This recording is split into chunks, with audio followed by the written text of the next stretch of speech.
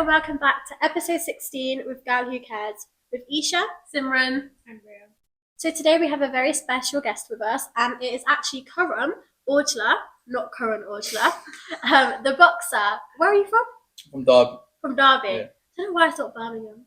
Anyways, so nice to meet you, and thank you for coming on to our show. Thank you for having me. Okay, so you're a boxer for anyone who doesn't know, and you're about to go. About to turn pro, yeah. Yeah, just in about that to turn transition professional, period. so Congratulations. congrats on that. Do you want to give us a little background of like how you got into boxing and? Yeah, so I've been fighting my entire life. Like, there's videos of me at 3-4 with gloves on, hitting the bag. My dad put me into it straight away. So he did taekwondo, and then my dad's dad did taekwondo, and so it was kind of like inevitable that I was going to get into fighting. Come from a fighting family. Went to my first boxing gym at 6. And yeah, here we are, 13 years later. Was there any point that you didn't want to do it? Like you felt like you were being forced by your family, or was it something that you just loved from the beginning? Yeah, I'd say like early on, 6, 7, 8, it was more of like, you know how you got to go to school? It's just something you have to do. And then I started fighting at 10. And when I started competing, I really started to find my love for boxing. And then it was just something I just wanted to do. I think that's really important, like finding your love for something that you do, because this can go for like anything, not just boxing. But, you know, it's always hard to find something that you really love. And obviously, you're a lot older than however old you were when you started. Yeah. Meaning that you obviously really do like it because you're still going on with it and you're about to turn professional. Because, for example, boxing actually is really close to my family. I come from a boxing family. And my brother, he's tried, same with me to be honest, like we've tried so many different things. I used to do karate, but not for me. My brother did karate, football, you know, lots of different things. And then he did boxing, and that's where he was like, this is what I want to do. He loves it. That is the like his whole life is like boxing. Wake up for school, hard. Go to the dentist, it's hard. You know, even like if he's got to go meet his friends or something, he is always on it for boxing. Though he has such a strong passion for it. Yeah, no, I think about that a lot. Like a lot of people I know are still trying to find out what they want to do. You know, even 19, 20, some people don't know what they want to do. And so I'm so lucky that it was at 6 years old I found out what I want to do for the rest of my life. And so I've been able to pursue that for, you know, my entire life. So did you feel like you had any struggles or anything specifically because you were part of the brown community? Yeah, I mean, so there's never actually been an Indian world champion ever in the history of boxing. And so if you want to look at it statistically, I can't win a world title statistically. And so people kind of look at it a certain way. You know, yeah, he's a good boxer, but he's Indian and there's never been an Indian world champion. So is he really going to make it? And so I'm not going to sit here and say like, oh, everyone's racist towards me or anything like that. You know, everyone's been fair to me, but I can kind of feel it sometimes going to like an away show, you know, and there's all these white people about and they're looking at this kid like, who's this kid that's come through now? Yeah. You know, and then, so I have felt it kind of, but not like, it is even not been like, abused or nothing. Because obviously, I even think, obviously, because you're Sikh, aren't you? Yeah. And I've noticed that when I go to my brother's boxing shows, there are brown people there, but they're more of a different religion. So I've noticed there's a big community in the Muslim community when they do boxing. And, you know, there was a whole group once, and they had come from, I can't remember what's it, but they were pretty much majority were Muslim. Yeah. And I was like, that's amazing. But it just shows that when people say, oh no, we do like allow cultural differences here. We do respect other cultures because there's, you know, a brown person there, but they're not realizing that they're not actually like the same as us. So they think it's like, not just white and brown, there's a whole exactly. So if you actually look at it, you actually kind of realize that there's never really been, you know, a Sikh person in the boxing industry. And another thing is that I've noticed that when people are winning their titles, because there's a girl that I know, her name's called Serena, and she's actually won quite a few titles. And so, you know, and her name hasn't gotten like far out there. It's quite, you know, hidden still, but she's achieved so much, and she's really young. She's like 15, I think. Yeah, no, like, she'll go on to do good things in boxing. She's 6 too. Exactly, but people don't realise who she is, and she's achieved a lot more than some of these fighters you see on TikTok, and they're like, you know, there's a whole TikTok page about it and stuff. So it's kind of sad that, you know, people think, yeah, we are allowing brown culture and etc., but you're not. You haven't realised that there's a difference. But I think there are a lot more fighters coming through now, and hopefully, you know, if we're able to get onto that world stage and given that platform, we can kind of inspire a whole new generation to come through, and then before you know it, there'll be loads in the boxing game. Yeah, For sure. definitely. And another thing is, how do you think your family feel about all of this? In the sense that, for example, my mum, when she watched my brother the first time, it must have been really hard because you're getting punched in the face, you're getting beaten up. Like in boxing, you can have blood on your. Like I remember watching a fight, and I don't know who these people were. We just went for a chance to go on his fight, and me and mum, to be fair, I was like shocked at my mum. My mum was like so engrossed in it, but this guy, he had blood, and it wasn't his blood; it was his component's blood. Yeah. He had blood all over him though, and I was like, I don't bring my mum to my fights. Really? Yeah, she's always asking to come along, and I tell people that, and they're kind of taken aback by it. But yeah, it's not like, obviously you've been to a few amateur bouts, and it's not really the environment I want my mum to be in a lot. It's always fights cracking off and this and that, and she's also like a really anxious person. Like she gets nervous so easy. So obviously, you know what it's like to see your brother get in there. You get nervous anyway, and so I feel like if it's her there as well, it's not something I wanted to go. So to. who does support you when you go there? Obviously, she supports Obviously, yeah. So everyone in my family's like, completely behind me. I'm really grateful for that. That I come from a family that will support me. So I know people that their parents don't really like them getting into it. And some people have to lie about going into it. But no, so everyone supports me. My dad comes along to all my fights.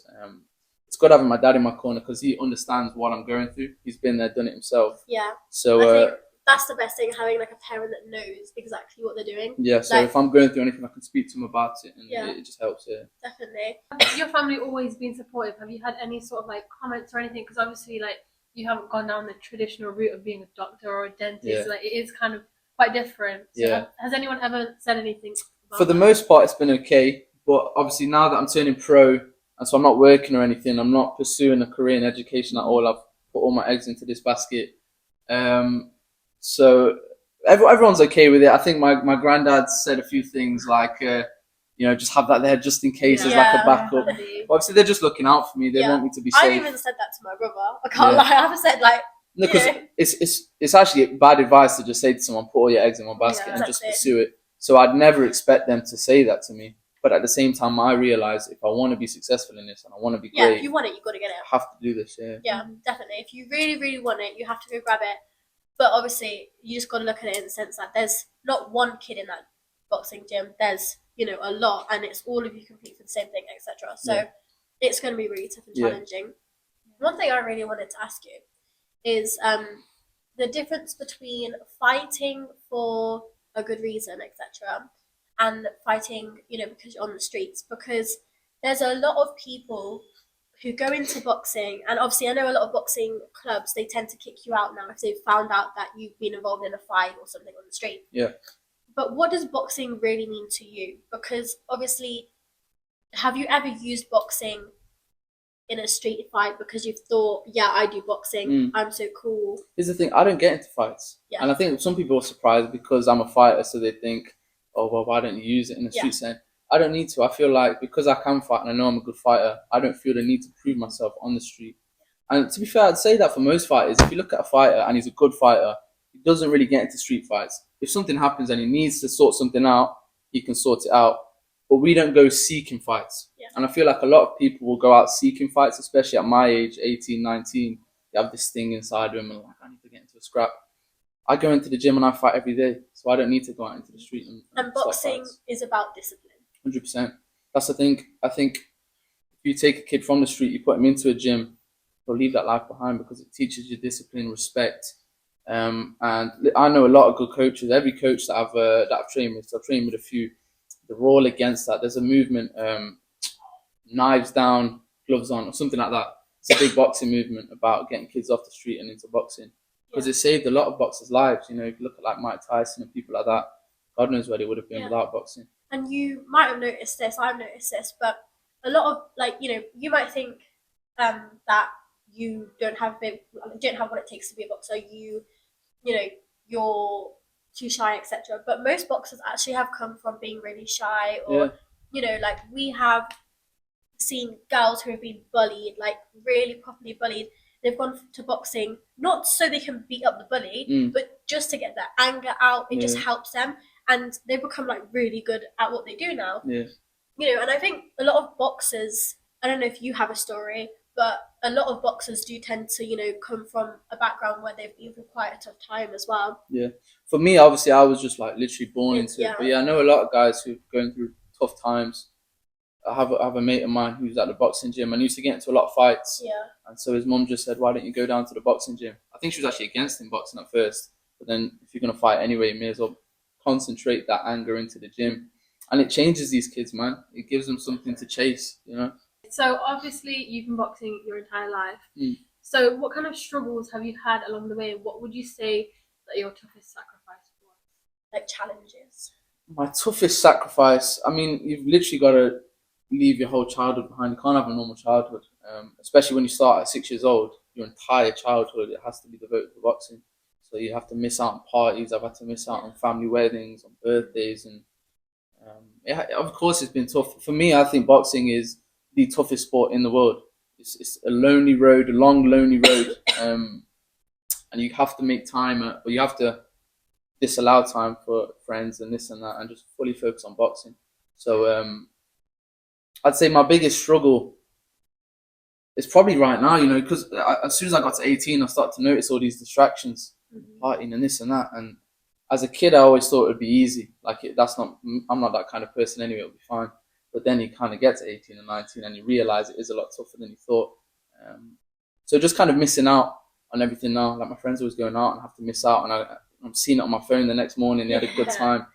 But you just have to kind of remind yourself that why you're doing it, and in the end, it will be worth it. And that's obviously, you gotta remember, that's only gonna happen for a short amount of time. Like all of us have had that phase where we've spent every single day going out, and I don't think all of us we don't go out that much, do we? No. Like, Yeah. It's overrated. Yeah, it's like once a month, if that, we go out. Like, because we have so much more things to do now. We've grown out of that stage. It only lasted like a few years. Yeah. So, you know, there's no point ruining a whole chance of you becoming such a good boxer because you want to go out partying, drinking and stuff. Yeah, exactly. And it's only these next 5 years, or these next 5-6 years are the most crucial years for me. Yeah. If I just put my head down now, then when I'm older, then you can kind of do what you want, really. Yeah. And it'll be worth it, you know. So. Yeah, because you've got to be young to be in the boxing field, don't Yeah, you? It's not like 50 and then... Yeah. Although I think my dad thinks he can get back in the ring. But do you have to like stick to like a strict diet plan, like stay off alcohol? Like what kind of Yeah, lifestyle? you have to stay away from all that stuff. Obviously, the diet can be, depending on whether you're in camp or out of camp, it can be a little bit looser or stricter, depending. When you're in fight camp, you can't do anything. You're locked away, no distractions, can't eat any junk food, no cheat meals. That must be hard in an Asian household. Oh, tell me about it. Horrible, like Literally, smoothing, all of that. Yeah, I can't have any of that. But then when the fight's done, then I can cook it nicely. You have to stay a certain weight, don't you? Because with boxing, it's like you have to fight due to your weight, right? Yeah. So obviously you have a weight class that you fight under. And that's probably the toughest thing about a fight camp is having to make the weight. Because I love food, I'll be honest. I absolutely love food. And so that's the main downfall for fighters that don't make weight is the food. They tuck in too much. But I'm lucky now, I've got a nutritionist that's going to be joining me for my pro journey. And so it's not in my control what I eat. He's going to tell me, and then I just crack on. I think, that would be good, because I think you also forget that. I don't know if this is true, but this is what I see from my brother, and I just kind of assume it. But because with boxing, obviously you have to stay for a certain weight. It's like if you put on that weight and you know you've got a fight coming, you can like lose it, right? And so my brother, I think he thinks that when he's not got a fight, he's like, yeah, I'm gonna eat, because obviously I love like food as well. Anyway, it's like there's food in the house. So my brother, he'll like eat loads. Like he's got a sweet tooth. Yeah. Oh my god! So he can eat like a whole packet of cookies and stuff. And I'm like, that is gonna affect you. And he goes, yeah, but like I'm not fighting yet. Like I don't need, And I'm just there like, but your cholesterol, like you're gonna have to be. And my dad's always telling him. My dad's like, because my dad's a coach as well. Yeah. So now my dad's like really strict on him, and he's like, you can't eat the whole packet because Ishan, if you want to get professional, you're not going to be able to run on that treadmill. So now you got to do 5K every day, 10K, like. Yeah, exactly. Although, like I say, once you have a fight, you can tuck in a bit. That's literally just for like a couple of days. Yeah. And it still has to be strict-ish. Yeah. Not as strict as a fight camp. But no, you still have to stay on top of your diet. There are fighters that will have a fight and get into really good shape. And then once the fight's done, a week later, they're really fat. Yeah. And although they can get away with it for the next few years, that's going to have a big effect on your longevity. Yeah. So if you want to really make it, you got to try and just stay a bit more disciplined. What does like a typical week of training kind of look like for you? So if I'm in fight camp, I'm training. I'm probably training 4 times a day for 6 days a week. If I'm in a proper fight camp, three to 4 times a day. So there'd be like a sparring in the evening. The morning would be a cardio, and then in the afternoon, like strength and conditioning. Do you think that obviously all of this do you think it's played any effect on your mental health? Like, for example, obviously, if we all looked at your social media, we would not assume anything's gone Yeah, on. yeah. And I still, obviously, like, you've not said to us, like, anything has. So I would assume 100% you're just a guy who's really into his boxing, living the life, as far as I'm concerned, all positives. But Yeah. has there been any, like, really... Yeah, on the surface, it just seems like sunshines and rainbows. But now there is a lot that goes on behind everything, which no one else sees apart from me and maybe like my coach and my dad. That's it. But it gets tough, especially I'm not just doing boxing as a hobby. I'm taking it seriously. With boxing particularly, I feel like I said earlier, it's one of the toughest sports in the world, and it has a massive, massive impact on not just your body but your mind as well. Yeah. And I'll be honest, I'm actually going through a little something right now. Okay. With turning pro, I feel like there's a lot of pressure on me, and it's kind of getting to me a little bit. But I'm actually looking at getting a sports psychologist, just to kind of help me through this time and just help me like get on the right track mentally again. Because that's once you conquer this, then everything else is easy. This is the hardest I feel thing. like, especially to like young kids out there as well, I do think that they think, if they're going into boxing, they're like, I'm going to be a boxer, I'm so brave, I'm so tough. And I don't think they've realised that they are going to feel a little overwhelmed. Like you said, if you're turning professional, like that's a massive thing. There's a lot that goes on behind it. Yeah, no one else sees that. No one else Yeah. really appreciates that. They just think you go to the gym, you train hard, you go home. He's rock hard. No. To me, like, can't knock me down. Yeah, So when more you to are it. feeling low, like what kind of things get you through? Is there anyone you turn to or anything? Yeah, for a while I was kind of just holding it in and just kind of keeping it to myself. I don't really like going around telling people about my problems. I keep my cards close to my chest. But I think my best advice to anyone that's going through something similar is just talk to someone about it, man. Just get it off your chest. Even if they can't help you with it, just trying to telling someone about it and getting that off your chest helps in itself, So. Yeah. So do you have any like advice for any young kid trying to like get into boxing or anything? Yeah, the key to anything, to being successful, is just consistency. That is the key. Just keep showing up. If you can keep showing up, that's 80% of it done already. Because once you're at the gym, you're going to train hard anyway. It's just getting to the gym and what you're doing when you're outside the gym. It's all good going up and training hard, but then if you're going away, you're smoking weed in the bushes and doing this and partying, then it doesn't matter how hard you train, So consistency and discipline. Is the main thing. I think it's about who you have as well around you. Like you said, if you're going to hang around with those people that are doing all the bad stuff, you're going to naturally do that. Yeah. And that is going to ruin your chance of becoming as good as you're going to get. Yeah. So if you really want something, I think we can all relate to that in the sense that we've all tried our best to make something work, project work that we wanted to. So it's definitely important to really knuckle down and just concentrate on what matters, not getting distracted. Obviously, it's easier said than done, though. The distractions are going to creep in, but it's just making sure you're in the right environment where you're not going to get dragged into doing something you shouldn't be doing. So I've got something else to ask you. We've kind of gone into it a little bit, but I just wanted to know, like, have you ever dealt with any like discrimination or sexism or racism? Because I feel like, for me personally, I used to play football. I played football like my whole life pretty much, and I started when I was like 6 years old. But my family members kind of didn't, I guess, agree with it. They were like, "Oh, you're a girl. Why are you playing?" And then I really wanted to play. I wanted to go to training, but then they were like, "Oh, we're not going to take you. What's the point of you playing?" And I was like, "Well, it's something I really want to do, and you're not letting me do it just because I'm a girl." Obviously, when I got older, I was able to like take myself, which was great. But when you're younger, it's hard, and especially when you're being like discriminated again. It's just because of your gender. And I know a lot of people kind of deal with that, especially girls. Yeah. So have you ever like dealt with any discrimination? Have you seen anyone? I'll be honest, in amateur boxing, there's so much politics in it, and like obviously the winner's decided on the judge or the ref, and you do see a lot of discrimination a lot of the times, and obviously you can't prove what it's about, but a lot of the time it is really obvious. I don't want to paint too much of a bad picture about amateur boxing, because one thing I will say is it is very, very inclusive. You go to all these different boxing gyms, everyone's training together, getting along, and it's introduced me to so many people from different cultures, and so boxing really is good for that. But at the same time, there is a lot of politics in it, and people do get discriminated against all the time, which is one of the other reasons I'm trying to get out of this now. I'm trying to get into the pro. Yeah, because I think in amateur it's also about who you know, and so it's like, you know, if a certain like whoever's hosting it or whatever, and like their team are fighting, etc., they're most likely to win. If it was to, what's that thing where it's like a decision thing? It's just called the decision at the end of the fight. Yeah, The decision. like, you know, if it's gone into, so like they're both kind of drawing. What's the draw like called? a split decision. Yeah, split decision. Yeah. And obviously, I've noticed that a lot of the time there can be racism Yeah. in that sense, Yeah. because they do tend to choose someone who's not necessarily us. Yeah, and obviously you're traveling all over England, and I've noticed there's certain parts which are a bit more lean one way and another, you know. So there is always discrimination. For me, my mindset's always just been go in there and completely dominate, and that way they can't give it the other way. Yeah. You know. But yeah, it has its ups and downs in boxing, yeah, for sure. One thing I really want to ask is